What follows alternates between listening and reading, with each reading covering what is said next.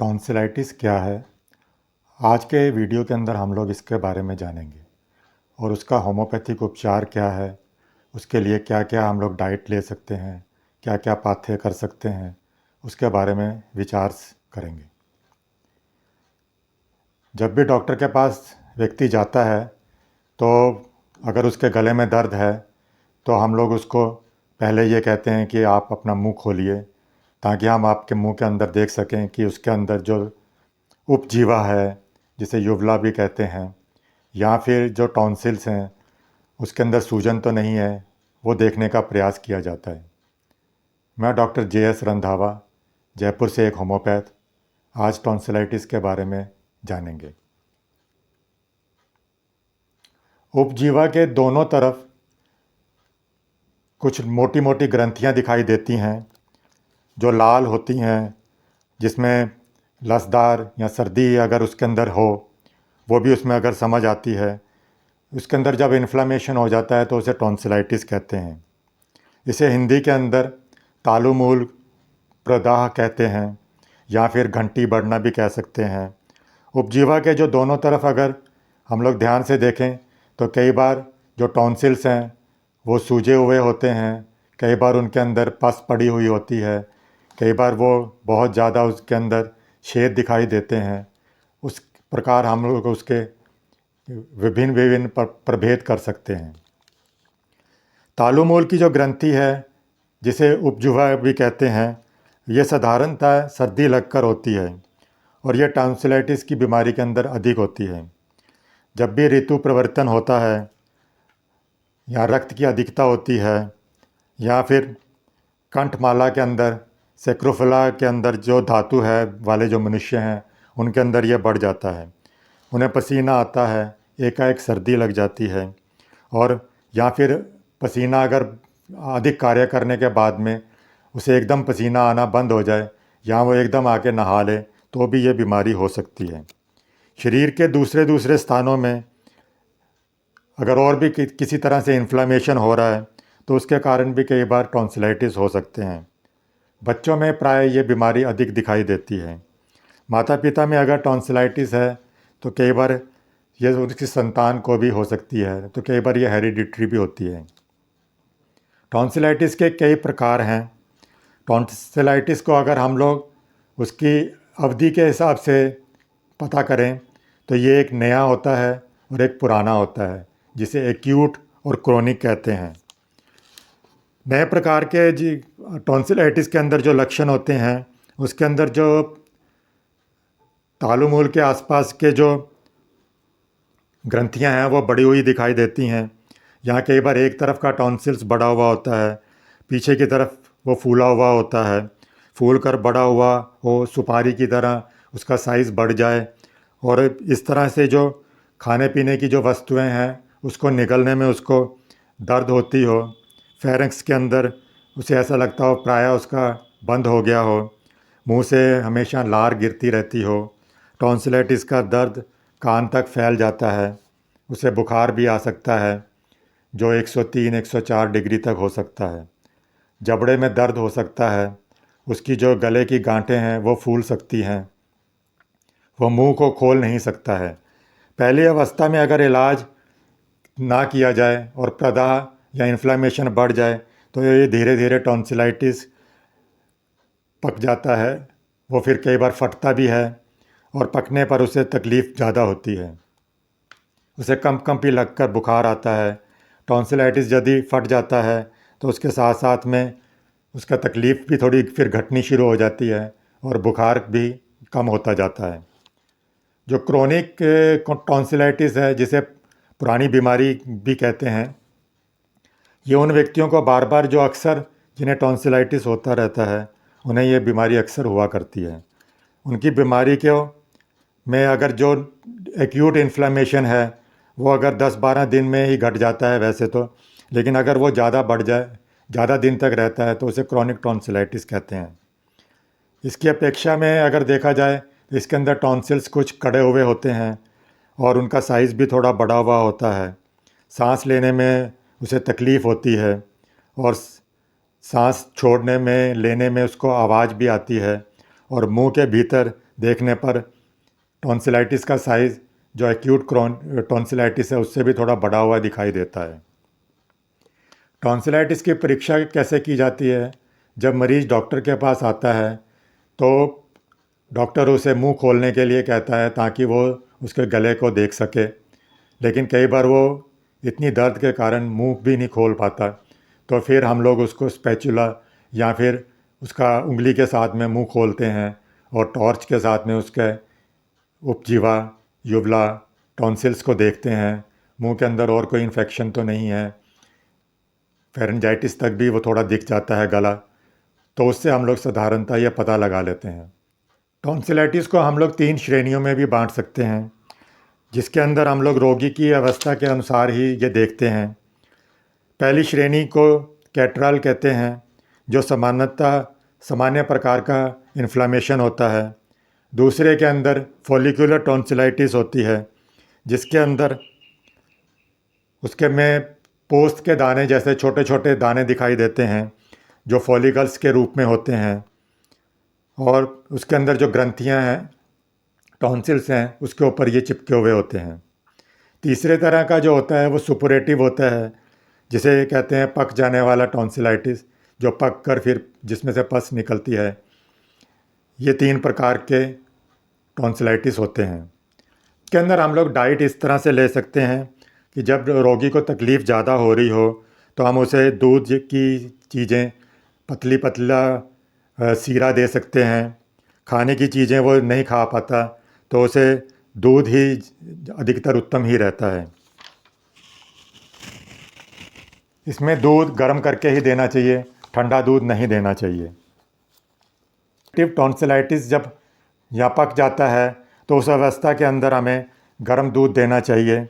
दूध दे सकते हैं, सूजी दे सकते हैं, दूध सागू दे सकते हैं, अगर उसे अच्छा लगे तो अंगूर दे सकते हैं, बेदाना दे सकते हैं, कोई फल, सेब आदि भी उसे, चीकू आदि दे सकते हैं। इस अवस्था के अंदर गर्म पानी के उसको गरारे कराने चाहिए, उसके अंदर थोड़ा नमक डालकर उसे गरारे कराएं। गरम सेक दे सकते हैं गले को, गरम पोल्टिस लगाकर उसके गले पे लगा सकते हैं। इसके अलावा उसे वेपर्स भी दे सकते हैं, वेपराइजेशन दे, स्टीम वो ले तो वो नाक से लेगा या गले से ले सकता है, तो उससे भी उसको इन्फ्लेमेशन के अंदर आराम मिलेगा। इसके अलावा रेक्टिफाइड स्पिरिट को ग्लिसरीन के अंदर मिलाकर उसे भी हम लोग गले के अंदर लगा सकते हैं, उंगली के माध्यम से भी, या फिर किसी टूथपिक के अंदर आगे रुई लगाकर उससे भी ग्लिसरीन उसके युवला के ऊपर, टॉन्सिल्स के ऊपर लगा सकते हैं। एक बार तो उसको थोड़ी सी खांसी आएगी, लेकिन फिर उसको आराम आ जाएगा। होम्योपैथी मेडिसिन इसके अंदर बहुत ही उत्तम है। अगर उन्हें उसकी अवस्था के हिसाब से सूझबूझ से दिया जाए तो ये बहुत जल्दी इलाज करती हैं। टॉन्सिलाइटिस जब फॉलिकुलर होते हैं तो उसके अंदर एपिस, बेलाडोना, कालीम्यूर, मर्क्यूरिस बिनॉयड और फाइटोलिका आदि दिया जाता है। जब हाइपरट्रॉफिड टॉन्सिलाइटिस होते हैं तो ब्राइटाकार्ब दिया जाता है, baryta iod, baryta mur, iodine, phytolacca, calcarea carb, colchicum, mercurius iod, mercurius biniod, silicea, sulphur और हीपर आदि कार्य करती हैं। इसके अंदर टॉन्सिलाइटिस के अंदर जो साधारणतः मेडिसिन्स दी जाती हैं, जो एक्यूट के अंदर भी और क्रॉनिक को भी कवर करती हैं, उसके अंदर ब्राइटाकार्ब है, बेलाडोना है, बेंजोइक एसिड है, बर्बेरिस है, कैंथरिस है, कैप्सिकम आती है, फेरमफॉस है, गोएकम है, हिपरसल्फ है, हाइड्रेस्टिक है, इग्नीशिया भी इसमें कार्य करती है, कालीबाइक्रोम है, लेकेसिस है, lycopodium, mercurius biniod, natrum sulph, nitric acid, phytolacca, rhus tox, silicea, sulphur आदि उसके सिम्टम्स के हिसाब से दी जाती हैं। टॉन्सिलाइटिस जब पक जाते हैं, सुपरेटिव कंडीशन जब आती है, तब हीपर सल्फ दी जाती है और माइरिस्टिका 3x के अंदर भी इसमें बहुत अच्छा कार्य करती है, जो एक तरह से एंटीबायोटिक की तरह कार्य करती है। टॉन्सिलाइटिस जब के अंदर जो साधारणतः मेडिसिन हैं जिसके अंदर एकोनाइट है, ये रोगी की पहली अवस्था के अंदर एक्यूट स्टेज के अंदर कार्य करती है। जब तेज़ बुखार आता है, गले में दर्द रहता है, छटपटी रहती है, उसे प्यास बहुत ज़्यादा लगती है, खांसी आती है। बेलाडोना इसके अंदर जब पस पड़ जाती है, इन्फ्लामेशन बहुत ज़्यादा होता है, उसके अंदर जब उसका रंग लाल हो, बहुत ज़्यादा दर्द हो, निगलने में उसे बहुत ज़्यादा दर्द होती हो, ये कई बार ज़्यादातर दाहिनी तरफ का जो टॉन्सिल्स अगर बढ़े हुए हों तो बेलाडोना ज़्यादा कार्य करती है। इसको हम लोग निम्न पोटेंसी के अंदर भी दे सकते हैं, 3x, 6x और 30-100 के अंदर भी दे सकते हैं। मर्क्यूरिस सोल है, मर्क्यूरिस वाइवस है। बेलाडोना से अगर फ़ायदा ना हो तो इसका इस्तेमाल किया जाता है। अधिकांश स्थानों के अंदर जब रोगी को जब साधारणतः बीमारी उसकी जल्दी ठीक नहीं होती है और दूसरी जब दवा की ज़रूरत पड़ती है तो मर्क्यूरिस वाइवस या मर्कसोल आदि कार्य करती है। इसके अंदर जो दर्द है वो ज़्यादा नहीं रहता बेलाडोना की तरह, लेकिन अगर इसे निम्न क्रम के अंदर लो पोटेंसी के अंदर दिया जाए तो ये और जल्दी इसको रिपीट किया जाए तो ये बहुत अधिक फ़ायदा करती है। उच्च क्रम के अंदर 200 के अंदर 1 में भी ये दी जा सकती है, लेकिन तब इसकी रिपीटिशन कम हो जाएगी और ये साधारणतः दिन के अंदर 1 या 2 बार ही दी जा सकती है। इसके अलावा हिपरसल्फ है। जब सुपरेटिव कंडीशन के अंदर टॉन्सिलाइटिस आ जाते हैं, पीप उसके अंदर पड़ जाती है या फिर वो पक नहीं रहा हो, उसे हम पकाना चाहते हों, तो फिर हम लोग हिपरसल्फ लो पोटेंसी के अंदर देना शुरू करते हैं। ये भी 3x, 6x में 30 में दे सकते हैं। और अगर पीप नीचे रह जाती है और उसके अंदर वो उमड़ नहीं पाती तो फिर हम लोग इसे रिपीट ज़्यादा करते हैं। टॉन्सिलाइटिस के अपने आप अगर फट जाता है तो फिर हम इसको कई बार स्टॉप भी कर सकते हैं मेडिसिन को, और कई बार इसको हाई पोटेंसी में देते हैं ताकि वो जो बचा हुआ उसका सुपरेशन है वो पूरा हो जाए। मैंने जैसे पहला बताया, अगर लो पोटेंसी में देते हैं तो ये पीप पैदा करती है और उसे फटाने में मदद करती है। उच्च क्रम के अंदर प्रायः ये ग्रंथि को बैठा देती है, उसको क्योर कर देती है, और वो जिन्हें ज़रा सी भी सर्दी लगती है, बार बार बीमारी उन्हें ये घेर जाती है, तो ये सर्दी अगर बिल्कुल सहन नहीं कर पाता हो तो हिपरसल्फ बहुत अच्छा कार्य करेगी। सल्फ एंटीसोरिक मेडिसिन है, एंटी सिफिलिटिक मेडिसिन है, तो ये एक बहुत ही अच्छा कार्य करेगी। इसके अलावा मर्क आयोड है, मर्क बिन आयोड है। ये सूजन या दर्द है, उसके जब उपसर्ग मैंने पहले जैसे बताया वो जब बढ़ जाते हैं, दवा जब ये तब दी जाती है जब ये दाहिनी ओर की तरफ ये ज़्यादा हों, तब ये ज़्यादा अच्छा कार्य करती है। मर्क्यूरिस आयोड की अपेक्षा मर्क्यूरिस जो बिन आयोड है उसके अंदर ये टॉन्सिलाइटिस के उपसर्ग ज़्यादा दिखाई देते हैं। इन दोनों दवाओं को कि कोई चीज़ अगर निकलने में उसे बहुत ज़्यादा तकलीफ़ होती है, गले में ऐसा मालूम होता है कि कोई चीज़ अड़ी हुई हो, फंस गई हो, मर्क्यूरिक कोर और मर्क्यूरिस सियानेटिस जो मेडिसिन है वो भी इसमें बहुत अच्छा कार्य करती हैं। बीमारी जब क्रॉनिक रूप धार लेती है तब इसका प्रयोग अधिक किया जाता है। इसके अलावा ब्राइटा कार्ब है। अगर सर्दी लगकर बीमारी हुई है, दाहिनी तरफ का टॉन्सिलाइटिस अगर बढ़ा हुआ है, ज़्यादा फूल गया हो, तो ब्राइटा कार्ब अधिक कार्य करेगी। इस दवा का प्रयोग करते हैं तो उसके धातु पर, उसके कॉन्स्टिट्यूशन पर भी ध्यान देना चाहिए। टॉन्सिलाइटिस जब पक कर पीप बन जाती है, गले में घाव हो जाए, और ब्राइटा कार्ब उस टाइम ज़्यादा कार्य करेगी। अगर ब्राइटा कार्ब से फ़ायदा ना हो तो ब्राइटा आयोड भी इस्तेमाल की जाती है। इसके अंदर जो म्यूकस है, श्लेष्मा है, या उसके अंदर जो श्लेष्मा और रस प्रदान का अगर धातु हो तो ये ज़्यादा अच्छा कार्य करती है। इसके अलावा टॉन्सिलाइटिस के अंदर जब गर्दन में, गले में सूजन हो, दर्द हो, तो ब्राइटा आयोड अधिक कार्य करेगी। इसके अलावा गोएकम मेडिसिन है। ये रोगी को पहली अवस्था के अंदर जब सूजन होती है तो ये ज़्यादा फ़ायदा करती है।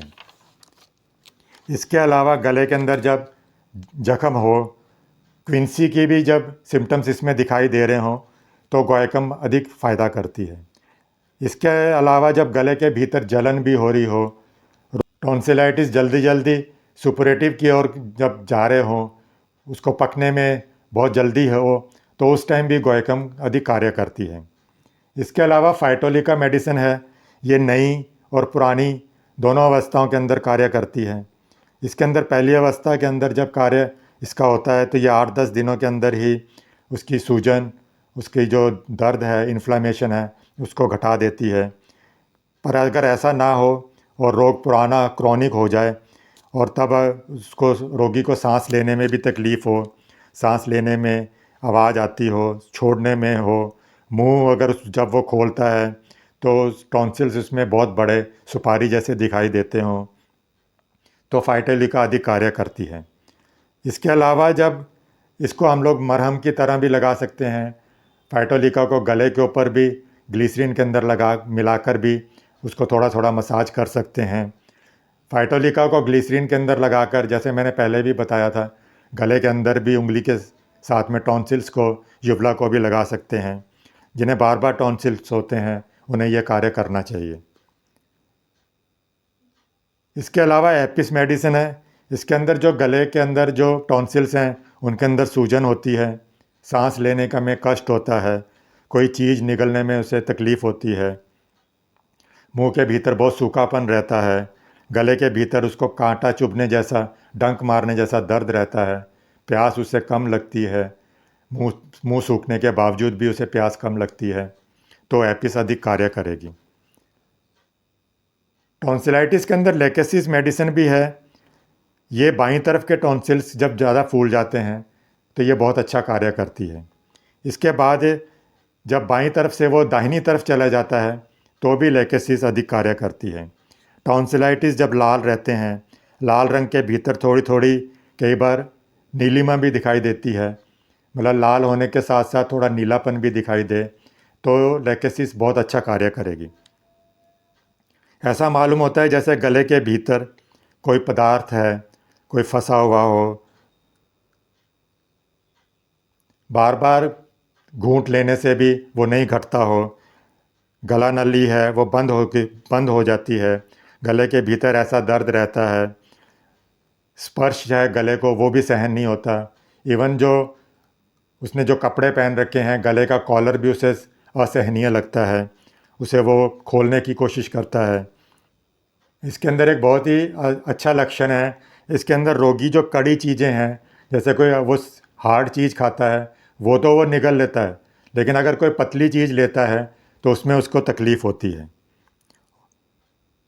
ये लक्षण इग्नेशिया के अंदर भी पाए जाते हैं। लेकेसिस में जब टॉन्सिल पक जाता है, रोगी अगर कुछ खाता है तो नाक से, मुंह से वो निकल सकता है। सुपरेटिव कंडीशन के अंदर जैसे मैंने पहले भी बताया था कि मायरेस्टिका 3x 6x के अंदर भी दे दें और हिपरसल्फ भी अगर दें तो वो उसके सुपरेशन को बहुत जल्दी क्योर करता है, उसका इन्फ्लेमेशन घटाता है, पस को कम कर देता है और एंटीबायोटिक की तरह वो कार्य करती है। इस वीडियो के अंदर मैंने टॉन्सिलाइटिस के बारे में बताया है, उसका होम्योपैथिक उपचार बताया है, डाइट के बारे में बताया है। फिर भी आप किसी होम्योपैथिक चिकित्सक की सलाह पर ही ये मेडिसिन्स लें। आपने मेरा चैनल अभी तक सब्सक्राइब नहीं किया है और नए नए वीडियो आप देखना चाहते हैं तो इसे सब्सक्राइब कीजिए। Thanks for watching. मिलते हैं अगले वीडियो के अंदर।